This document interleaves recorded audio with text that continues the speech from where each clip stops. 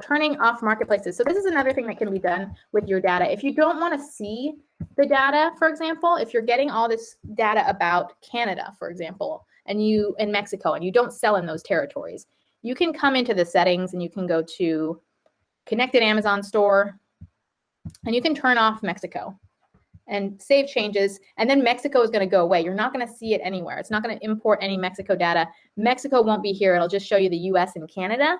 And so that's another way to start cleaning up this data.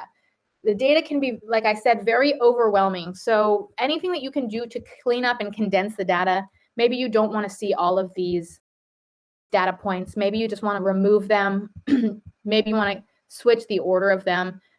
But just start cleaning up some of this data and then go ahead and save it. So you can save the dashboard. If it's the dashboard if you're fine with the dashboard name, you can just save the dashboard with those new changes.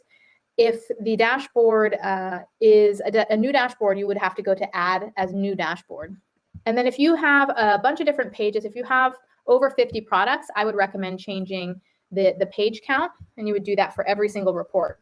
So this report, you would change it to 100, and then you would save it, save dashboard. And then even when I go to this report, it's going to be at 50, and then I want to change it back to this one, and it's still at 100. So when you go to a new report and you make that change, you'll have to go in here and save it. And then ever after, until you change it back, it's going to always be using that setting.